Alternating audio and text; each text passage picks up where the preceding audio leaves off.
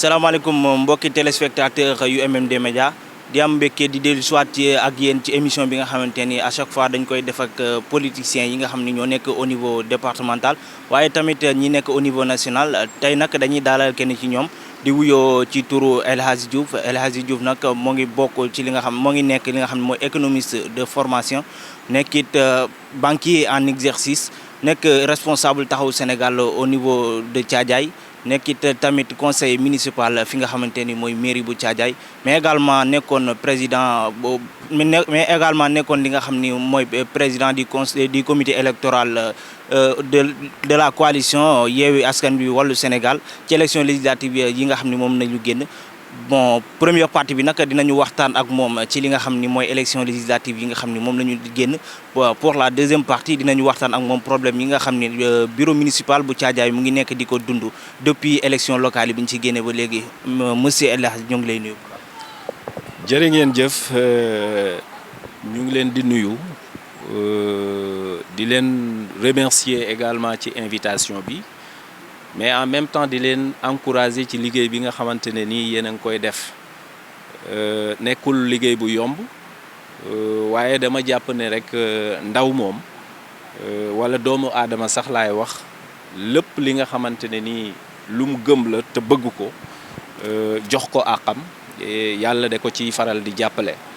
moo tax très sincèrement maa ngi leen di encourager ci lii ngeen nekk mu doon seen jiglaay. te ngeen gëm ko aussi y a beaucoup d'aléas ci métier bi mais gëm naa ne nit bu jógee ba jël ne loolu métier am la ko bëgg a def xëy na du doonati loo xam ne ku mel ni El Hadji Diouf mooy taxaw tey di ko jàngal ne lii ak lii moo ci nekk mais fekk na moom étudier na ko boo xam ne aléas yi ci war a nekk yépp lii la mais jël na ay mesures yoo xamante ne nii dara du ko ci gàllankoor donc merci beaucoup maa ngi leen di nuyu yéen ñëpp. di leen dalal aussi ci émission bi nga xamante ne ni ñu ngi koy def di ci wax wàllum politique politique ku ko wax ci service wu réew wala sa localité kon tey ci loolu lañ nar a waxtaanee mu doon élection législative yi ñu génn waaye mu doon tamit ca Thiadiaye ba nga xamante ne nii fa laa dëkk doon fa un conseiller municipal merci. voilà di la remercier bu baax ci présentation ak conseil yi nga xam ni def nga ko. waaw sans plus tarder nag dañuy commencer ak li nga xam ni mooy politique voilà El Hadji lan moo la dugal ci li nga xam ni mooy politique. waaw loolu dama ci répondre ci lu dul jël trop de temps damay faral di wax ñi ma xamut parce que bu fekkee ne ñi ma xam la te yar ma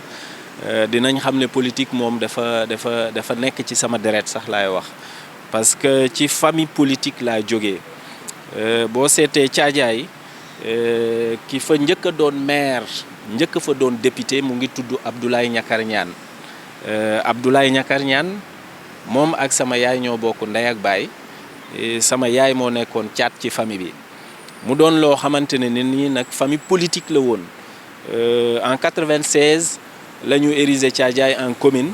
yàlla dogal sama nijaay gagné woon ko bokk ci parti socialiste à l'époque doonoon ko am doole ci Thiadiaye ak li ko wër loolu nag nekkoon loo xam ne famille bi yëpp moo ko doon dund famille bi au sens large ay jarbaatam ay doomam ay rakam ay magam ñëpp dañ nekkoon des personnes actives dans la scène politique parce que suñ nijaay moo ci nekkoon bu ma koy wax nag fekk na ndaw laa waaye lecture bi nga doon am ci say mag ci say rak ci say cousin ñu nekk toujours dans le champ politique dafay faral doon une formation ci yow mën naa ne loolu bokk na ci li gën a tax ma dugg ci politique. waaye politique tamit dafa doon loo xamante ne nii boo màggee bien vrai que boo amee formation boobu noonu ba nga doonee ndaw boo màggee da ngay gis yoo xamante ne nii war nga mën a jàpp ne sa loxo war na ci sa loxo boobu nag pour nga dugal ko ci s'agissant dans la gestion commune une gestion bi nga xamante ne nii mooy doxal suñu réew kenn mënu ci àddu te defoo politique parce que politique c'est pour servir te bu dee dañu bëgg a servir dafay bokk parce que des fois da ngay dégg ñu bari ñu naan la man dama apolitique waaye en général damay faral di wax ne nit ku apolitique amut parce que même dans nos maisons liñ fay def politique la li ñuy def ci suñ kër yi di fexe kër yi am jàmm dépense bu mat am fi ku feebar faju ku bëgg a liggéey mën nga lijjanti pour mu am ko mais loolu ñuy def ci famille boobu ci biir famille bi boo ko génnee ci biti maanaam nga fexe ci biti ku feebar faju ku mar naan ku bëgg a lekk ku nekk am foo dëkk loolu boo ko génnee ci biti rek yaa ngi def politique encore loolu nag dugal ma ci encore pour que ñun ñëpp li nga xamante ne nii ñun ñoo ko bokk ñu war kaa mën a bokk nag ñun ñëpp loolu moo ma gën a boolewaat encore ci politique ma ci def sama doole sama énergie ci li tuut li na ci man voilà vraiment loolu bokk na ci yi nga xamante ne nii daal mën naa ne ñoo ma sóob boo jëlee ñaari angle yooyu noonu mu doon pour servir beneen bi doon une formation dès l'enfance dans la maison familiale qui est typiquement politique. voilà ginnaaw bi nga waxee li nga xam ne moom moo la dugal ci politique dañuy taxaw foofu ci politique ba léegi ci li nga xamante ne mooy appartenance maanaam parti voilà lan moo la dugal ci li nga xam ne mooy parti taxawu Sénégal lu tax nga choisir ko. voilà loolu aussi di nga ci am réponse parce que parti yi bëri nañ fi tey gi pour lim leen sax dafay jafe ku jóg mu ngi créer parti politique le socialisme nag dafa doon loo xamante ne nii moo fi jiitu boo jëlee mu amoon na BDS la SFIO avant BDS ñëwaat parti socialiste et tout ça mu doonoon benn cadre boo xamante ne nii parce que en général dañuy wax idéologie mais boo jëlee sax idéologiquement mën nañ jàpp ne amatut au Sénégal l'idéologie n'existe plus en politique au Sénégal waaye la pratique socialiste dafa doon loo xamante ne nii Afrique ba mu daj seen pratique politique c'est le socialisme maanaam socialisme mooy li nga xamante ne nii daf fi nekk ñu war di jàppale peuple bi li nga xam ne dooleem eggu fa ngay fexe dooleem egg foofu noonu li nga xam ne matalewul ci moom nga fexe mu mat ci moom maanaam une meilleure redistribution des ressources bien vrai que wax naa ko ci sama kàddu yu njëkk ci formation politique u parti socialiste la bokk bañ demee nag ba parti bi xaw a am ay jafe-jafe mooy le feu Ousmane Tanor Dieng may ñaan suñu borom xare ko àjjana fam dem gënal ko fii nga xamante ne nii moom moo fi jóge biñ ko commencé rejoindre le parti du pouvoir muy Benno Bokk Yaakaar parce que ku xam parti xam ne parti mission c'est la conquête du pouvoir parti boo gis mu doon une partie organisée nekkul une partie de tricherie mission c'est la conquête du pouvoir bien vrai au deuxième tour bi ñu demee au deuxième tour avec Abdoulaye Wade Macky Sall positionné wu il était normal mu am ñu ko soutenir ñun bokkoon nañ ci ñi soutenir Macky Sall en 2012 pour mu falu ñun waa parti socialiste bien vrai à l'époque léegi tamit soutien boobu noonu nekkul woon pour dem ci Benno Bokk Yaakaar CFA dañ ko soutenir woon pour qu'il y ait un changement de régime soutenir nañ ko ànd nañoo ak moom à un moment donné on a jugé nécessaire que dañ ci war a génn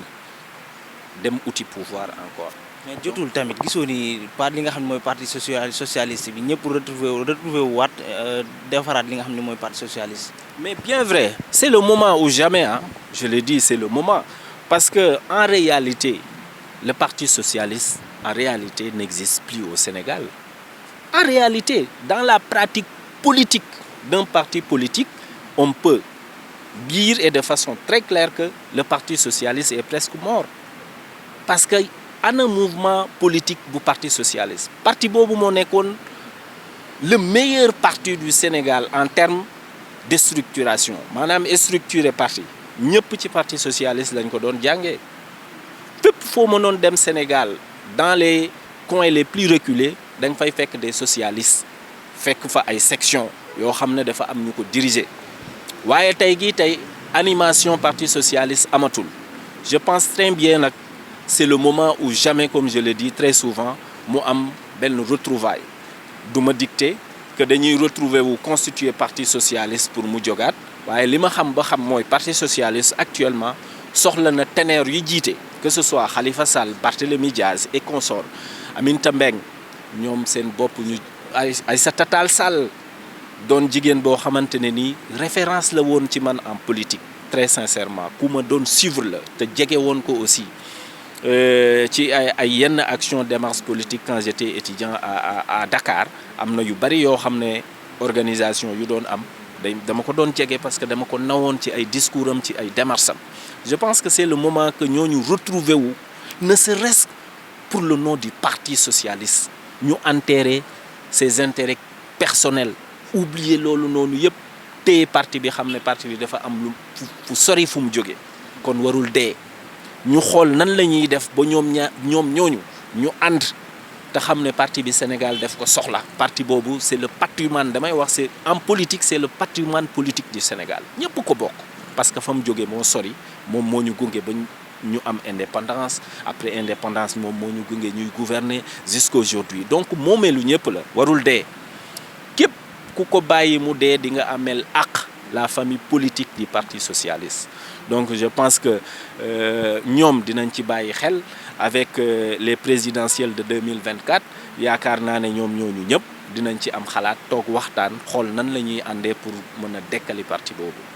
voilà monsieur Diouf dañuy waxaat tamit ci li nga xam ni du ñu génn li nga xam ni mooy politique ba léegi dañuy wax ci li nga xam ni mooy bilan wu élection législative yi nga xam ni moom la ñuy génn au niveau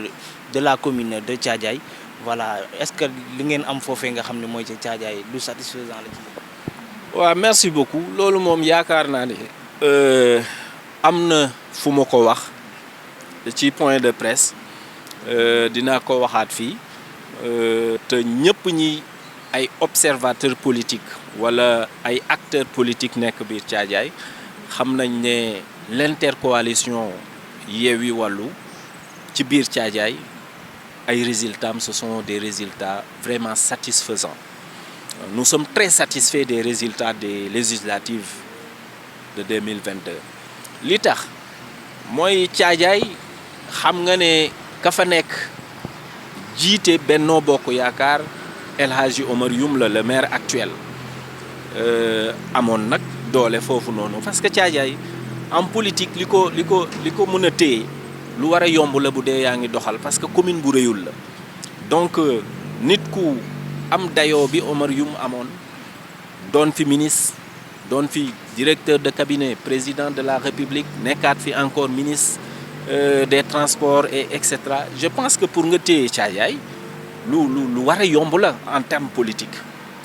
képp ku doon un DG ci état wala leneen sax de mënoo moom Thiadiaye en politique war nga seetaat sa bopp ndax ni ngay politiquer baax na wala baaxut mu nekkoon ay élections yoo xam ne dañ ci def analyse depuis 2012 ba avant élection législative yi wala avant élection même locales yi laay wax Benno Bokk Yaakaar ay résultats am c'était autour de 60-65% à Thiadiaye da ko doon gagné largement bien vrai que ñun opposants yi dañ doon def suñuy effort waaye boo xoolee ci élection locale yi la commencé wone ne li fi nekkoon nekkatu fi. mais ba léegi moom moo koy gagné. bien vrai moo koy gagné waaye da ngay xool tendance xam nga gagné tey gii tey li ñuy woowee gagné ci élection warul woon doon gagné parce que tey gii raw gàddu bi maanaam nit ku am en économie dañ ko doon jàngale le schéma keynésien nit koo xamante ne ni tu gouvernes mais tu n'es pas majoritaire raw gàddu tu gouvernes tu peux gouverner sans pour autant être majoritaire maanaam lu mel ni élection locale yi ñu dem ci ay élection yow yaa raw ñi nga xamante ne nii yéen a bokkoon di xeex pour mairie Thiadiaye waaye tey gii bu ñu defoon cumul ñeneen ñi bokkul ci yow ñoom ñooy ëpp yow li nga am exemple boobu reproduire nag ci élection législative yi mais gën a sévère ci moom parce que li tax mu gën a sévère mooy El Hadji Omar Youm ci élection législative yi wala Benno Bokk Yaakaar sax laay wax à Thiadiaye ci élection législative yi mënuñu atteindre 49% ci ay élection mais da ngay jàpp ne ñoom ñoo gagné ñoom ñoo gagné parce que département la bu Mbour kii ëppale ay voix moom moo gagné mais li ci bon mooy mën nga gagné te ni nga jiite maanaam mën nga gagné te amoo majorité ci ñi la voté boo boolee coalition Yewwi Wallu maanaam voix Yewwi yi kese ci département bi boo jëlee voix Yewwi yi additionné ci voix Wallu yi kese ñoom ñoo ëpp voix Benno Bokk Yaakaar ci département bi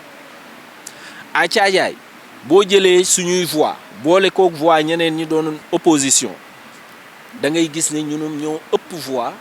Benno Bokk Yaakaar. léegi yéen bu fekkee da ngeen a bëgg a gagné ki nga xam ne mooy El Hadji Omar Youm pourquoi pas nekkoo leen woon benn ba nga xamante ni di ngeen ko mën a gagné comme ni nga ko waxee nii. waaw je pense que loolu c'est toujours dans des aléas et des calculs politiques c'est pas facile des fois dañuy tenter pour loolu am mais li indil que ñetti force yooyu noonu mënuñu woon ànd mooy ñaar sax laay wax xam ngeen Pape Djibril Fall que je salue au passage et en lui souhaitant aussi une réussite à l'Assemblée nationale moom Thiadiaye Thiadiaye la dëkk bi mu fa ñëwee tamit am na ay résultats yoo xam ne am na ko fa d'ailleurs après Benno Bokk Yaakaar ñun suñ coalition Yewwi Wallu moom moo ñëw en 3e position mais pour ñooñu àndoon du woon yomb parce que structuration bi ci beneen niveau la dépendrul woon ci commune Thiadiaye bi kese mais ça dafa dépendroon ci ñoom ñu négocier ko ci kaw ba mën a ànd ci suuf mais li ngeen seetlu ñëpp mooy Pape Djibril dafa demaloon boppam donc mënutoon ànd ak benn coalition opposition et je pense bien que ci loolu la maintenir sax ca Assemblée nationale ba parce que bon nee na demul Benno Bokk Yaakaar àndul tamit ak l'intercoalition Yewwi Wallu mais il reste dans l'opposition waaw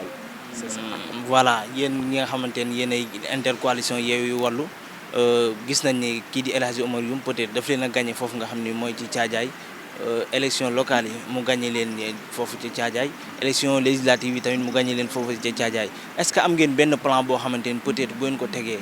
ba beneen élection amaatee kii nga xam ne mooy El Hadji Omar Youm mën ngeen ko sonal loolu ba gagné ko wala ngeen jëlee ko foofu. waaw xam nga man ci sama xalaat bu gàtt gis nga politique dafa am réalité képp ku am observation politique war nga xam ne fi mu toll nii jaratul sax stratégie pour gagner Benno Bokk Yaakaar à Thiadiaye c'est la fin de règne tout le monde le sait surtout à Thiadiaye ñëpp xam nañ ne élection bu fi mën a ñëwaat que ce soit présidentielle yii ñuy xaar que ce soit local yay ñëw après wala yeneen législative yay ñëw à Thiadiaye moom tout le monde sait que Benno Bokk Yaakaar amatu fa sens pour gagner maintenant des stratégies parce que en politique c'est toujours l'addition li ci gën mooy ànd surtout boo leen féetee ci opposition loolu ñu ngi ciy liggéey pour doon benn ñu ngi ciy def lépp loo xamante ne nii politique daf ko laaj parce que yaakaar naa ne politique ak ku mën di doon boo koy def da nga koy def pour servir des fois même ñi nekk opposition même ñi nekk au pouvoir man dama jàpp ne taxawal seen gox moo leen yëkkati mais xëj na doxalin bi moo dul méngoo ak ñun doxalin bi ñu bëgg ñu doxal ko parce que politique dafa yaatu mën na am kenn nit ku ci nekk ku baax ci opposition di jéem lu dox am fukk yoo xam ne dañu nekk ci ginnaaw li leen intéressé yépp mooy luñ jëlee ci politique bi te politique képp ku koy def parce que da ngay xaar loo ci jëlee yaakaar naa ne doo sori ci politique wala boog dinañ la ŋàññ léegi ci politique dañ ko war a def parce que dañoo am yéenewu servir suñu localité dañ ko war a def parce que dañoo am yéenewu defar suñu réew dañ ko war a def parce que dañoo am yéenewu li ñu bokk ñun ñëpp ñu fexe ku nekk lim ci am mu mën koo jot loolu nag bu fekkee moom moo ñu tax a jóg surtout ñun waa opposition war nañu fexe doon benn fexe xeex bi ensemble pour que la nekk Thiadiaye ñu mën ko faa jëlee. d'accord sànq dama dégg nga ni résultat yi nga xam ne am ngeen ko foofu résultat yu satisfaisant la voilà yéegi ban rôle ngeen ci joué l'intercoalition Yewwi Askan Wallu Sénégal ban rôle lañ joué ba am li nga xamante ni si résultat yi ñoom. waaw un rôle très important. Ça sera également l'occasion pour me remercier ñi nga xamante ne ni dama bokkoon ak ñoom intercoalition boobu question bu am solo la parce que doonutoon lu yomb campagne ku xam campagne ak idéologie bi nga xamante ne nii dafa des ba léegi ci politique u Sénégal di nga xam ne campagne yombul rawatina ci opposition parce que en général li ñi ëpp di xaar mooy génne xaalis maye def ay meeting et cetera et cetera bien vrai que y a un réveil maintenant peuple bi commencé na di yeewu xam ne loolu noonu c'est pas la bonne pratique en politique waaye damay dellu si pour répondre question boobu noonu li ñu may loolu dañoo amoon une intercoalition très dynamique bu nga xamante ne nii parti Pastef def ci bokkoon PRP bu Déthié Fall nekk ci Taxawu Sénégal nekk ci PUR également nekk ci parti yooyu nag boo ci jël amoon na vraiment des représentants des responsables très dignes parce que amuñu woon benn fonds bu jógee extérieur. Quand je parle de l'extérieur mooy au niveau national fonds yi ñu campagne yëpp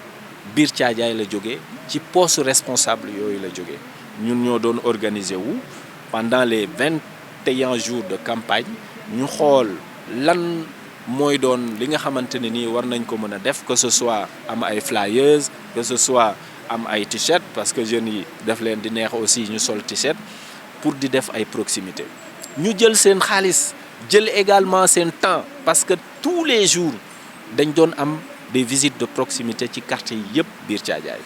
on s'organisait de sorte que le matin am équipe bu génn le soir am beneen équipe bu génn sol ay t-shirt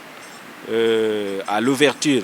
ñu def benn caravane boo xam ne permettre nañ ñu wër biir Thiadiaye yëpp ci artères yi gën a am phare toog fa waxtaan ak population ba fa nekk après continuer suñu liggéey à la fin aussi le dernier jour de la campagne organisé waat nañ beneen caravane parce que liggéey bi yëpp c'est conscientiser la population loolu kese la fi mu toll nii wax ji mooy dugg ci kër yi jege nit ñi wax leen li fi ne parce que ku xam li fi nekk la des yaa koy xeexal sa bopp man loolu laa gëm loolu moo nekkoon tamit suñ mission ñu ànd ci ñun ñëpp def ko ba résultat yii nii am ñu am ko biir Thiadiaye. alors bu ñu génnee biir Thiadiaye dañuy dem fi nga xam ne mooy au niveau départemental est-ce que li ngeen def biir Thiadiaye ba am résultat yi ngeen xam ne am ngeen ko ndax def ngeen ko ci au niveau départemental. waaw xam nga département bi nag 16 communes la liggéey bi niñ ko defee woon niñ ko programmé woon mooy commune bu nekk dafay am benn bureau électoral am ñu sas ko nag pour moom mu mokkal foofu mu mokkal commune am maanaam 16 communes yi commune boo dem amoon na bureau électoral am président ak ñi composé bureau bi ñu sas ko nag ne biir dëkk bi na nga fexe mu mokk néanmoins amoon na une caravane départementale boo xam ne dafa wër 16 communes yi yëpp pour renforcer leen may leen doole loolu yaakaar naa ne ni mu amee Thiadiaye la amee ci yeneen communes yi yëpp ba vraiment c'est bien vrai que département bi gagné nañ ñu fa waaye mooy li ma la wax rek gagné la waaye taxul nga doon majoritaire gagné na département bi mais boo cumulé woon voix yi nga xam ne moom la Yewwi am wàllu am ko dañuy romb ñoom voix yi ñu am donc moo tax ma ne c'est un résultat très satisfaisant te xam naa ne élection yi ci kanam dina gën a firndeel ne département bi moom bennoo ñàkk na ko. mais est-ce que tamit département bi calcul politique yi yéen doon def ci diggante Yewwi ak wàllu amul indiwul problème ba am ñoo xamante ni fi ñu dëkk par exemple dëkk bi nga xamante ne mooy Thiadiaye bu nekkee Yewwi lañ fa war a voter ñenn ñi dem voter ñi nga xam ne ñooy wàllu nekkul loo xamante ni moo leen handicap. waaw xam nga moom biir département bi yëpp 16 communes yi yëpp ñëpp Yewwi lañ waroon voter waaye dafay am loo xamante ne nii mën naa ne manque d'information lay doon ci ñenn ñi parce que boo seetloo da ngay gis wàllu après cumul des voix da ngay gis mu am voix yu bare li ko waral en général man dama jàpp ne ñàkk a comprendre mission bi la am na yenn électeurs yoo xamante ne nii man dama jàpp ne amuñu woon la bonne information wala xamuñu woon nan lañ war a taxawoo ba dem voteel wàllu handicap la parce que wax naa ko léegi voix yooyu noonu ñu votel foofu boo ko cumulé ak voix yi yeew yi am boo ko cumulé dañuy daal di gagner département bi donc handicapé nañu mais dañuy jàpp ne erreur la à rectifier prochaine fois dinañ xam ni ñuy communiquer wala communication bi dinañ ko gën a def ngir liñ bëgg ñu mën ko am. voilà léegi dañuy dugg ak moom ci li nga xam ni problème bi nga xam ni am na ci bureau municipal bu Thiadiaye voilà ci ay affaire conseil ak yooyu noonu laataa ñuy dugg ci li nga xam ni mooy bureau municipal bi naka ngeen tëggee seen coalition bi nga xam ne moom ngeen demee woon ci élection locale yi. voilà merci beaucoup élection locale yi janvier 2022 doonoon na ay élection yu am solo yu am importance surtout ci biir Thiadiaye ñu àndoon ci nag ak une grande coalition une alliance même alliance avec liggéeykat yi àndoon ci ak le président Babacar Pascal Dione moom lañu àndaloon ci coalition boobu noonu battre campagne à Thiadiaye amoon nag espoir trop pour gagner ko parce que Thiadiaye am na loo xam ne man dama bëggaat sax ñu xoolaat ko c'est-à-dire li ma bëgg ñu xoolaat mooy la population de Thiadiaye population ñu jéem ko xoolaat parce que dafa am lu ma ci xaw a jaaxal parce que dañuy wax boo demee au niveau de la mairie wala l'agence démographique de la statistique et de la démographie ñoom population bi ñuy jox Thiadiaye biñ ci mujjee recensement 2013 bi amoon dañ joxoon Thiadiaye 14 000 d'habitants après il a évolution am na mais boobu c'est ay calcul la maanaam dañuy def ay estimation parce que bokkut ak bi amoon 2013 boobu recensement bu normal la ñu dugg ci kër yi def décompte et cetera mais depuis lors recensement boobu noonu amul estimation la ñuy def mais boo xoolee estimation bi ba léegi mënuñu romb 16 000 habitants ci population Thiadiaye boo xoolee loolu ñu ko jox comme population nga dem maintenant ci fichier bi ñu ne la dañoo am benn fichier boo xam ne nii y a presque 10 000 électeurs comprendre nga 10 000 électeurs dafay nekk ci fichier bi alors que la population atteindregul 16 000 habitants il y a problème parce que tu vas pas venir me dire que à partir de 18 ans et plus ñoom ñoo ëpp Thiadiaye donc da ngay gis ne kon une population vieillissante moom moo am Thiadiaye te loolu ku xam Sénégal xam ne loolu amu fi yooyu noonu cette population vieillissante da ngay dem Canada wala pays européens yi pour constater ko foofu mais fii da ngay dégg à chaque fois ñu lay naan les moins de 18 ans sont beaucoup plus nombreuses qu'au Sénégal kon Thiadiaye mënul nekk exception kon nañ xoolaat fichier électoral bi ndax ñenn ña fay votel loolu jotul yéen tamit ngeen def ci ay démarches xool loolu. bien vrai dañ koy def waaye dafay gaaw pour nit ñi dafay baax pour nit ñi ñëpp xam ko dafay baax pour ñëpp xam loolu démarches yi ñu ci war a def ñu ngi ci je sais que mënul doon lu gaaw waaye duñ bàyyi ñu ngi ci dafay baax ñu xool fichier boobu ndax ñi fiy voté yëpp Thiadiaye lañ dëkk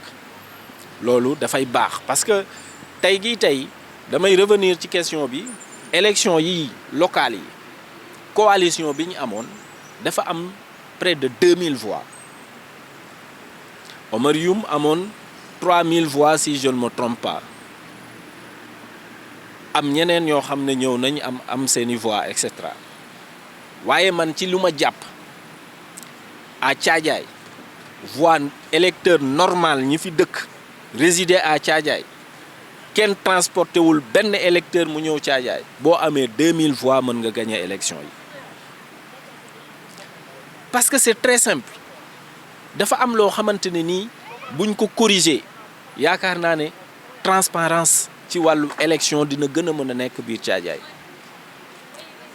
loolu ci laa lay indi di la firndeel satisfait bi ñu am également ci élection locale yooyu parce que on est satisfait du nombre 2000 voix, c'est pas petit, vu la commune de Thiadiaye qui n'est pas aussi grand. Donc on a un satisfecit total dans ce domaine, dans ces élections locales de janvier 2022. Di gërëm également coalition biñ ci àndaloon ñëpp ak le président bi nekkoon en tête di Babacar Pascal Dione mi nga xamante ne nii c'est un amoureux de la ville, il aime Thiadiaye, loolu rek moo ko yitteel fexe Thiadiaye dem. Actuellement da ngay gis ñu bëri ñoo xam ne dañoo voté leen l'autre camp, ils ont commencé à regretter. ñoom ñoo ñuy woo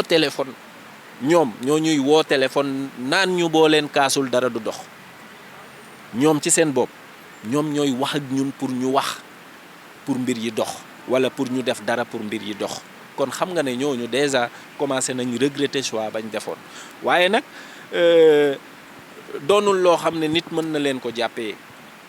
choix la woon. En politique il faut nga choisir la nga choisir aussi yaakaar nga ci am parce que la cay xew ëllëg xamoo ko. Donc man considéré naa ne ay nit ñu objectif lañ, dañoo def un choix ci koo xamante ne nii c'était pas le bon choix. Donc c'est le moment ma leen di woo ñoom tamit ñun ñëpp ñu ànd parce que xeex bi ñun ñëpp a ko war a def. Il faut ñu xam ne localité nekkul ñi nekk ci pouvoir ñoo ko mën a doxal wala ñi nekk ci opposition ñoo mën a tax mu dox. ñoom ñëpp ñoo am le même rôle à jouer pour la commune, pour le département, pour la région, mais pour le Sénégal dans sa globalité. Et c'est notre devoir, nous tous, en tant que citoyens. Et nombre de conseils yi nga xam ne moom ngeen am au niveau du mairie bu Thiadiaye est-ce que nekk na loo xamante ne dina tax loo xam lu ngeen bëgg a xeex foofu noonu ci mairie bi di ngeen ko am est-ce que du nekk loo xamante ne tamit lu leen di handicapé léegi. waaw xam nga nombre de conseillers yi des fois sax du ma bëgg di naan nombre de conseillers parce que ñenn ñi dañuy yaakaar ne ay conseillers leneen lañ. On est tous des conseillers de la commune, ay conseillers Thiadiaye lañ. C'est vrai que ay conseillers yu jóge ci coalition la moo tax des fois du mën a ñàkk ñuy naan conseillers yéen conseillers yee parce que c'est comme le pouvoir et l'opposition. Bien vrai qu'on n'est pas à la mairie pour s'opposer, on est juste là-bas pour le bon fonctionnement de la mairie. waaye li nga wax rek conseillers yooyu taxul mu bari ba mën leen a opposer parce que en global la commune a 46 conseillers ñun 9 lañ ci am ñeneen Benno Bokk Yaakaar am ci ak ñim àndaloon coalition ñam àndaloon ci seen coalition commencé nañ retirer seen bopp yaakaar naa ne ci kanam ñoom dinañ ci gën a xam dara ñooñu bu ñu retirer ñun daanaka dañuy def ñuy permettre ñu am majorité à la municipalité de Thiadiaye en termes de conseillers buñ desee nag ci suñu 9 conseillers yooyu rek vraiment liggéey bi ñu bëgg a def pour Thiadiaye duñ ko mën a def parce que la ñuy mën mooy lu ñu indi ñu constater ko critiquer ko objectivement bu baaxee ñu ànd ceeg ñoom bu baaxul ñu ne leen baaxul waaye du tere bu vote jotee ñoom ñu voté loolu jàll. mais su yàlla dogalee ña nga xam ne dañ àndoon ak ñoom parce que ñooñu waa réew mi lañ àndoon ak Benno Bokk Yaakaar ci élection locale yi waaye jamono jii may wax ak yow diggante bi rataxatul trop ak ñoom à Thiadiaye ba yaakaar naa ne génn am na ci bu dina ci am bu amul sax ba pare te bu amee ñoom nombre conseillers yañ amoon ñoom waa réew mi buñ ko boolee ak ñun conseillers yi ñu am yaakaar naa ne benn wala ñaar moo ñuy manqué wala sax mu mat ñu ëpp leen ñoom pour que lépp loo xamante ne nii dañ koy décider ci biir municipalité boobu ñun ñu mën ko def. jotul tamit ngeen dem waxtaan ak ñoom pour ñu rejoindre leen ci li nga xam ne mooy xeex bi. waaw loolu ñu ngi ciy waxtaan bu baax te sori nañ ci sax d'ailleurs sori nañ ci xam naa ne incha allahu rabi li ci des dinañ ko finaliser dans peu de temps. ci démarche yooyu lañ nekk li ko yéexal kay mooy le maire bi nga xamante ne nii la cour d'appel de justice de Thiès dafa annuler le bureau du conseil municipal de Thiadiaye depuis avril te wooteetul ba léegi li tax wootewul nag mooy lii ma lay wax léegi parce que am na ñoo xam ne dañu àndoon ak ñoom te àndatuñoo ak ñoom ci sama xalaat bu gàtt xëj na mu ngi calcul ne bu wootee ñee bu ñu rejoindre moom li mu bëgg du ko mën a am. alors ci loolu la ñuy taxaw quoi ci bureau municipal bi nga am problème depuis élection li nga xam ne mooy élection locale yi voilà léegi lan moo indi li nga xam ne mooy problème yi. ok merci beaucoup xam nga li ko indi yaakaar naa ne ñëpp xam nañ la loi sur la parité li muy wax parité dans certaines communes da nga fay dem duñ respecter la parité mais dañuy respecter le principe de la parité comprendre nga duñu respecter parité mais dañuy respecter principe parité. Parité mooy góor bu ñëwee jigéen mooy ñëw nga indiwaat góor indi jigéen loolu mooy parité principe parité nag mooy bureau bi bu amee ñaari góor na am ñaari jigéen maanaam principe bi mën nga indi góor indi jigéen mais boo xoolee ci biir bureau bi da ngay gis ñaari góor ñaari jigéen mais parité bi nag mooy nga indi góor indi jigéen bu ko defee da ngay am ñaari góor ñaari jigéen. mais li gën a ñaaw biir Caajaay mooy respecté wuñu principe parité mais également respecté wuñ parité parce que bureau municipalu Caajaay boo fa demee tey dafa am ñetti góor ak benn jigéen maanaam maire di El Hadji Omar Youm mooy maire doon góor ñoom ñu indi premier adjoint def ko góor indi deuxième adjoint def ko jigéen indi troisième adjoint def ko góor. boo ko xoolee kon ci biir bureau bi da ngay am ñetti góor ak benn jigéen bi loolu amee nag bi ñuy installé bureau municipal boobu noonu en février 2022 si je ne m'abuse pas c'est le 12 février 2022 dama jóg ma jël parole fekk na le sous-préfet était là-bas ma interrogé ko ci ma ne bu leen fàtte parité ci bureau municipal bii ngeen di installé. Omar Youm góor la premier adjoint bi ngeen war a indi jigéen la deuxième adjoint bi doon góor troisième adjoint bi nekk jigéen bu ko defee ñu respecter parité respecter principe parité bi loolu amee sous-préfet miir ci ay waxam dégguma sax li mu wax bu baax ña nekkoon ca salle ba xamuñu li mu wax bu baax man ma demaat ba ci wetam ci ay noppam ma ne ko je comprends pas. parité dañ ko war a dañ koy respecter wala duñ ko respecter ci salle bi moom daf ma répondre ne wax ko le président de la république loolu la ma jox comme réponse wax ko président de la république man ma yaakaar ne nag moom mooy président de la république foofu parce que ku xam institution ni muy doxee xam ne sous-préfet yi préfet yi gouverneur yi ab décentralisé l'état décentralisé la ñoom ñoo représenté état foofu moo tax ñu am droit laaj leen loolu. biñ defee loolu nag moom en complicité avec le maire ñu bàyyi élection yi déroulé ñu élire seen bureau ñun dañoo dem saisir cour d'appel de Thiès déposer foofu suñu recours biñ déposé suñu recours si je ne me trompe pas le 15 avril le 15 mars le 28 avril cour d'appel bi dafa def audience délibéré lim délibéré mooy mu xamal leen ne seen bureau bii du bureau bu baax parce que respecté wul parité donc tas nañ ko cour bi mooy tas loolu loi la boo xamante ne nii doole cour d'appel la mu am doole bi def ko l'application nag revient maintenant au maire et au sous-préfet waaye cour d'appel de Thiès moom annulé na bureau municipal u Thiadiaye demandé leen pour ñu demaat beneen élection pour élire un bureau qui va respecter la loi de la parité depuis avril nag ba fii may wax ak yow nii maire convoqué wul benn conseiller pour que ñu jublu ci wax jooju convoqué wul tamit également benn conseiller municipal pour leneen boobu ba léegi ñu ngi leen di déglu ñu ngi leen di wax tamit ne soxla nañ ñu woote parce que bureau bi dafa war a liggéey te ña fa nekk bu fekkee ñu ngi liggéey illégalement adjoint ya fa nekk bu dee ñu ngi woowee seen bopp ay adjoint au maire ba léegi tamit ay adjoint yoo xamante ne nii yu illégaux lañ parce que cour d'appel tas na ko ba pare kon li ñu war a def mooy ñu woote conseil à la supervision du sous-préfet ñu éliraat bureau boo xam ne dina respecter parité bi pour ñu mën a continuer liggéey Thiadiaye. alors j'ai vu les PV gis naa affaire yeeg yooyu yëpp mais lan moo bloqué li nga xam ni mooy réinstallation bureau bi. waaw li ko bloqué moom man ci li ma ci yaakaar mooy li ma la wax léegi nii parce que